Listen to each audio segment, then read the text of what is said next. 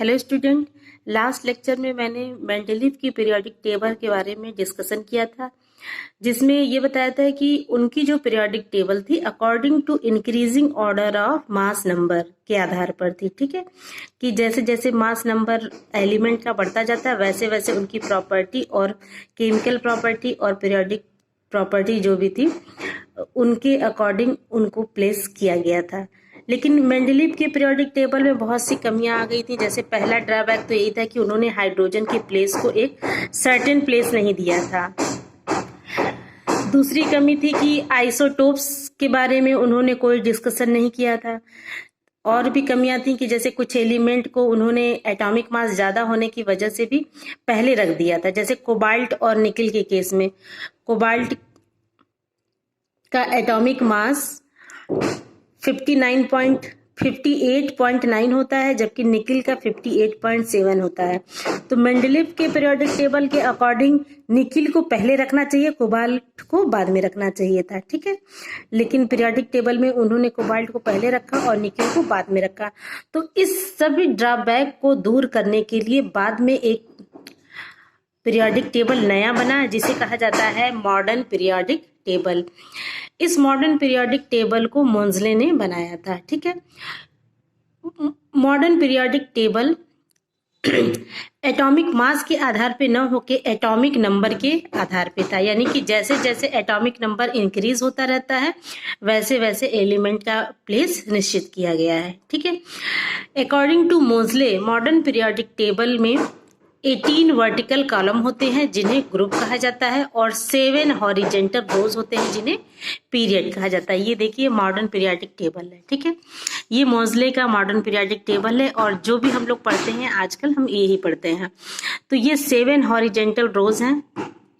ये है 1 2 3 4 5 6 7 हॉरिजेंटल रोज जो होते हैं वो पीरियड कहलाते हैं। और ये वर्टिकल कॉलम यानी कि ये टॉप टू बॉटम जिसे देख रहे हैं ये 18 वर्टिकल कॉलम है और इनको ग्रुप कहा जाता है। ठीक है, अब मॉडर्न पीरियोडिक टेबल में जो 4 ब्लॉक होते हैं, जैसे फर्स्ट ग्रुप और सेकेंड ग्रुप को एस ब्लॉक कहा जाता है, फिर 13 से लेके 18 ग्रुप को पी ब्लॉक कहा जाता है, बीच में डी ब्लॉक एलिमेंट्स होते हैं और इस टेबल के नीचे 2 सीरीज और होती है जिसे एफ ब्लॉक एलिमेंट कहते हैं। ठीक है, ये लेंथेनाइट और एक्टिनाइट में डिवाइड होता है। अब अगर प्रॉपर्टी की बात करें मॉडर्न पीरियोडिक टेबल की, तो सबसे पहली प्रॉपर्टी है इनका एटॉमिक साइज। एटॉमिक साइज का मतलब एटम का साइज। एटम का साइज जो होता है वो एटॉमिक नंबर पर डिपेंड करता है। अगर हम ग्रुप की बात करते हैं तो देखिए एटम का जो भी एलिमेंट का एटॉमिक नंबर होता है वो इंक्रीज कर रहा है, 3 11 19 37 55। ठीक है, अब अगर हम इनका इलेक्ट्रॉनिक कॉन्फ़िगरेशन करें तो क्या होगा? इलेक्ट्रॉनिक कॉन्फ़िगरेशन करने पर इनके नंबर ऑफ सेल्स इंक्रीज करते जाएंगे।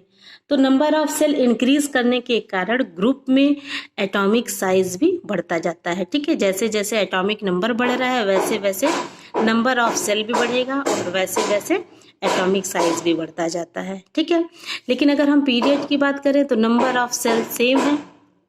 अगर लिथियम का एटॉमिक नंबर 3 होता है, अगर इसका इलेक्ट्रॉनिक कॉन्फ़िगरेशन करें 2 और 1, इसका करें तो 2 और 2 बेरिलियम का, तो इसमें भी नंबर ऑफ सेल 2 है, इसमें भी नंबर ऑफ सेल 2 है, लेकिन इलेक्ट्रॉन क्या है? ज़्यादा है। बेरिलियम में 2 इलेक्ट्रॉन है लास्ट में और इसमें 1 है।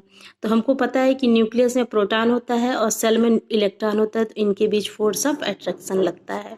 ठीक है, जिसकी वजह से ये अगर इलेक्ट्रॉन ज़्यादा है तो ये अंदर की तरफ श्रिंक करेंगे तो एटॉमिक साइज छोटा होता जाएगा। तो नोटिस करने वाली बात ये है कि ग्रुप में अगर हम देखते हैं तो एटॉमिक साइज इंक्रीज करता है, पीरियड में देखते हैं तो एटॉमिक साइज डिक्रीज करता है। ठीक है, अब इस पीरियोडिक टेबल में 3 तरह के एलिमेंट्स होते हैं, मेटल, नॉन मेटल और सेमी मेटल। मेटल जो इलेक्ट्रोपॉजिटिव नेचर के होते हैं वो मेटल कहलाते हैं, जो इलेक्ट्रोनेगेटिव नेचर के होते हैं वो नॉन मेटल कहलाते हैं। इसमें से कुछ सेमी मेटल है, यानी कि मेटल और नॉन मेटल दोनों की प्रॉपर्टी होती है। जैसे ये पिंक कलर में दिखाई दे रहा है, boron, silicon, germanium, arsenic, tellurium और पोलोनियम, ये जो है सेमी मेटल या मेटलॉइड इसे कहते हैं।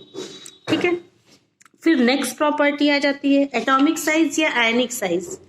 एटम अगर इलेक्ट्रॉन को एक्सेप्ट कर रहा है या डोनेट कर रहा है तो वो आयंस में चेंज हो जाता है। ठीक है, तो एटॉमिक साइज और आयनिक साइज दोनों का मतलब एक ही है।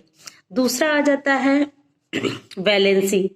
वैलेंसी हमको पता है कि कैपेसिटी टू फॉर्म मॉलिक्यूल, जो वैलेंस इलेक्ट्रॉनों की कैपेसिटी होती है उसी को कहा जाता है वैलेंसी। तो वैलेंस इलेक्ट्रॉन जितने आउटर मोस्ट में प्रेजेंस होते हैं उसी के आधार पर उनकी कैपेसिटी होती है मॉलिक्यूल बनाने की, तो वही उसकी वैलेंसी कहलाती है। तो वैलेंसी इनकी जो हमने बताया था फर्स्ट ग्रुप और सेकेंड ग्रुप। फर्स्ट ग्रुप में अगर हम सबका करते, जैसे मान लीजिए लिथियम में करें तो 1 इलेक्ट्रॉन है। ठीक है, सोडियम में करेंगे 281, यानी कि लास्ट सेल में 1 इलेक्ट्रॉन है। ठीक है, तो इनकी वैलेंसी हो जाएगी 1।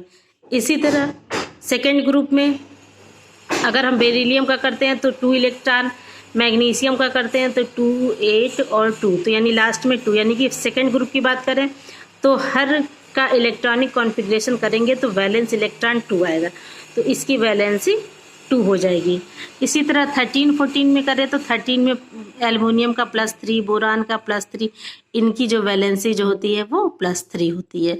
यानी फर्स्ट ग्रुप है तो 1 वैलेंसी, सेकेंड ग्रुप है तो 2 वैलेंसी, 13 ग्रुप 4 वैलेंसी, और इसी तरह वैलेंसी उनके वैलेंस इलेक्ट्रॉनों पर डिपेंड करता है।